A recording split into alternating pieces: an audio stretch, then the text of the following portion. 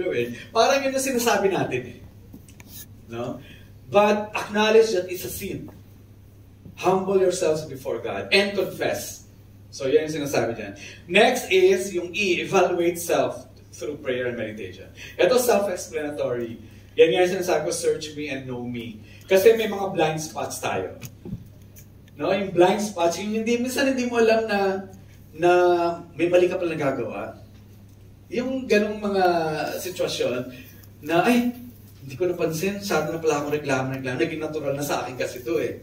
So, hindi mo na napapansin, no? Pag lagi mo ginagawa, hindi mo napapansin yun eh.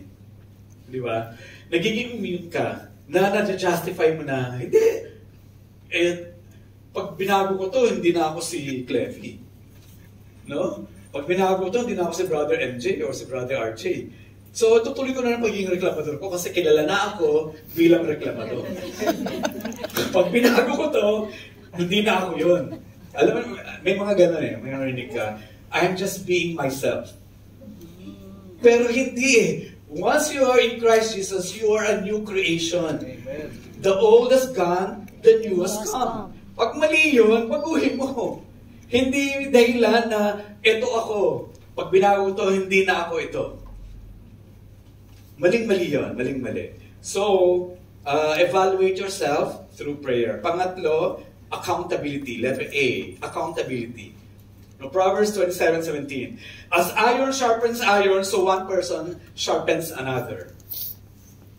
So in Galatians 6, brothers and sisters, if someone is caught in a sin, you who live by the Spirit should restore that person gently.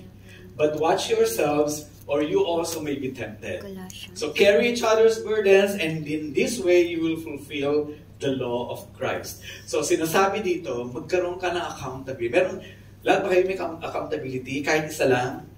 Yes. Na kayong dalawa mag-aanuhan kayo, wait, correct me pagka, you give authority. You give authority to the other person to correct you. Na hindi ka magagalit. Sis, pagka may mali akong nagawa, please correct me Sino? Very important yan, na meron kang ganyan. Kasi nga, sabi ko nga, may blind spots tayo eh. Hindi natin nakikita minsan na mali pala yung nagagawa natin. But with accountability partner, yun na magsasabi sa'yo na, ay, mali yung ginawa mo. But, Galatians 6:1 and 2 also says, kung sino man yung nagko-correct, you need to be careful then. Make sure you are also walking by the Spirit. No? So, don't be afraid to correct, but at the same time, you have to watch also yourselves. No? Clear ba yun? So kung wala kayong accountability partner, please find someone. May small group kayo, no? May gano'n. So kung may mga small group kayo, yun, pwede kayong tatlo mag-accountability partners. Pwede rin yun. One-on-one, pwede din. No? And then magkaroon kayo ng pagkakaunawaan na, hey, let's correct one another. And pag kinurek kita, huwag ka magagalit. Hindi ako magagalit pag kinurek mo ako. I'll give you authority to correct me. Iyon yung importante while we walk in this difficult world. Pangapat, R. H-E. Ano yung H? Humble yourselves before God. Ano yung E? Evaluate yourself. Evaluate what? Yourself. Prayer. Ano yung A? Accountability. Magkaroon tayo ng accountability. And next is rest in God's goodness. Ito yung gusto kong lahat tayo kailangan maintindihan ito. Psalm 105, for the Lord is good and His love endures forever. His faithfulness continues through all generations. I like Nahum 1:7. The Lord is good, a refuge in times of trouble. He cares for those who trust in Him. Do you trust Him? If you trust Him, He cares for you. Sino rito hindi pa nakakasurrender sa Panginoon Jesus? Kung hindi ka pa if you haven't surrendered your life to Christ Jesus, this is the only way for us to be, to have a changed life. Give your life to Jesus. Give your heart to Jesus.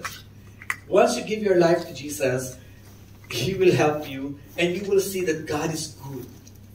Taste and see that the Lord is good. Masasabi mo lang yun kung talagang kilala mo si Panginoon. kung talagang kilala natin ang Panginoon, taste and see that the Lord is good. Come on, taste and see that the Lord is good. Pag panireklamo natin, mahirap sabihin yun kasi, parang sabihin yung taste and see that the Lord is good, reklamo ang reklamo.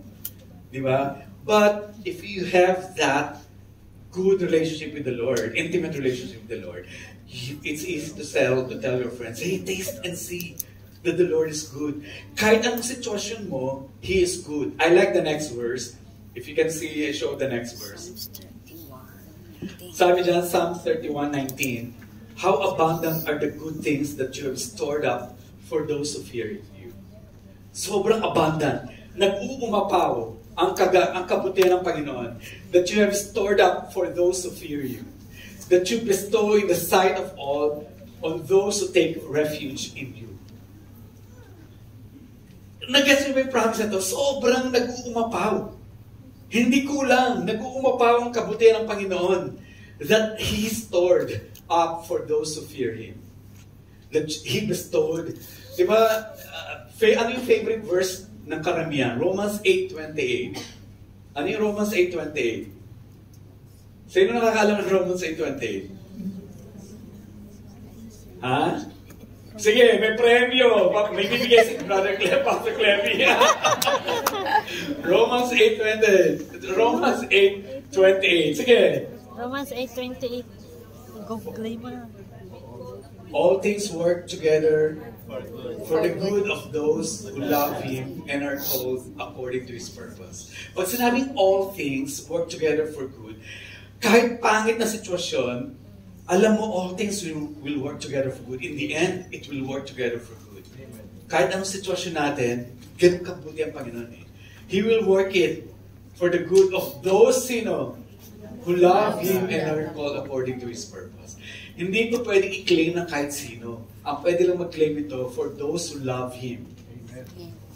Hindi siya pwedeng, kasi may mamarinig ka na iba na hindi walang relasyon sa Panginoon, pero kiniklaim nila, kasi ganda eh. All things work together for the good of those who love Him. Yun ang condition eh, for those who love Him. So yan, pwede natin i-claim kasi you love Jesus, you love God, you've given your life to Him.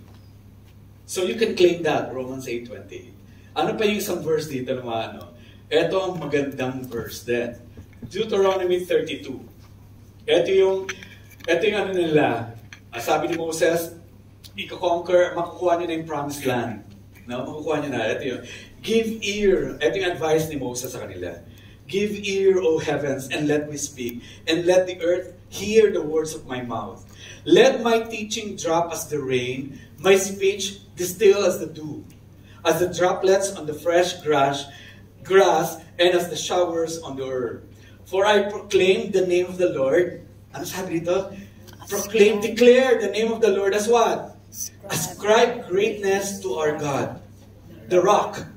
His work is perfect, for all His ways are just.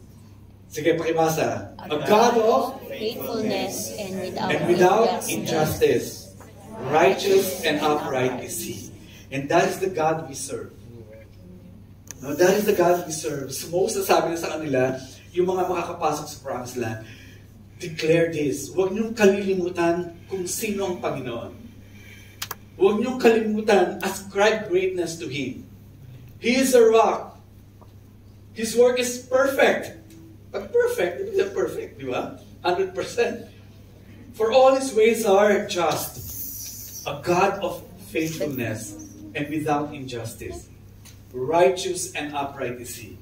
And that's the living God that we have. Amen? Amen. Amen. Remember that. Remember who God is.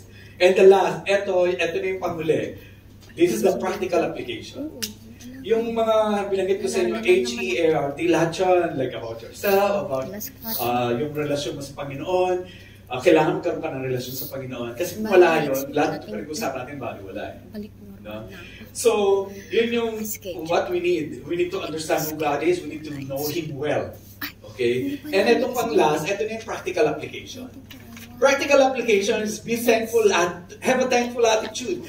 Always be thankful sa lahat ng situation.